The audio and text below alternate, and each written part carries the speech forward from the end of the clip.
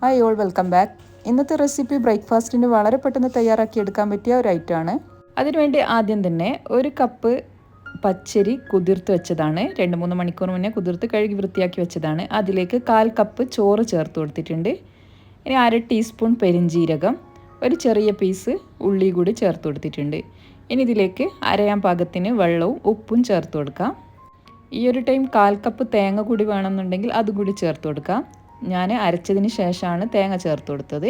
ഇനി ഇതിലേക്ക് 1/4 കപ്പ് തേങ്ങ കൂടി ചേർത്ത് കൊടുത്തിട്ടുണ്ട്. അതുകൂടി ചേർത്ത് നന്നായി ഇതൊന്ന് മിക്സ് ചെയ്തെടുക്കാം. കൂടുതൽ അരയേണ്ട ആവശ്യമൊന്നുമില്ല ഇത്. ഇനി ഇതേപോലെയുള്ള ഒരു കടായി ചൂടായാൽ ഇതിലേക്ക് 1/2 ടീസ്പൂൺ വെളിച്ചെണ്ണ ഒഴിച്ച് കൊടുക്കാം. ഇനി ഇതിലേക്ക് ചെറുതാക്കി കട്ട് ചെയ്ത് വെച്ച ചെറിയുള്ളി ഇട്ട് കൊടുക്കുന്നുണ്ട്. അതൊന്ന് ഫ്രൈ ആയി വരുമ്പോൾ ഇതിലേക്ക് ഓരോ തവി മാവ് ഒഴിച്ച് കൊടുക്കാം. നമ്മുടെ നാട്ടിൽ ഇതിന് ചീനച്ചട്ടി പത്തിൽ നിന്നാണ് പറയൽ. നിങ്ങളവിടെയൊക്കെ എന്താ പറയലെന്ന് കമൻറ്റ് ബോക്സിൽ കമൻറ്റ് ചെയ്യുക.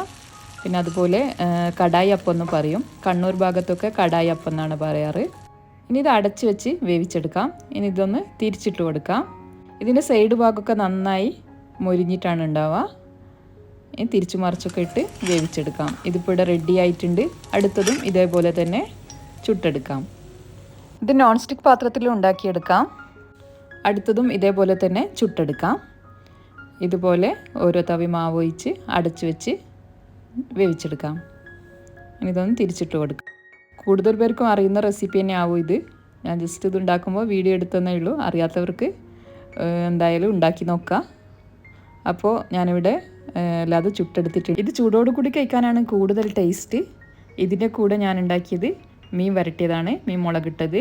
അതാണ് ഇതിൻ്റെ കൂടെ കൂടുതൽ ടേസ്റ്റ്. കടായി അപ്പം ഇതുവരെ ഉണ്ടാക്കാത്തവരുണ്ടെങ്കിൽ ഉറപ്പായിട്ടും ട്രൈ ചെയ്ത് നോക്കി നിങ്ങളുടെ അഭിപ്രായങ്ങളൊക്കെ കമൻറ്റ് ബോക്സിൽ അറിയിക്കാം. വീഡിയോ കണ്ട് ഇഷ്ടമായാൽ ലൈക്ക് ചെയ്യാനും കമൻറ്റ് ചെയ്യാനും ഷെയർ ചെയ്യാനും മറക്കരുത്. ഇൻഷാ അല്ലാഹ് അടുത്ത വീഡിയോ ആയിട്ട് കാണാം.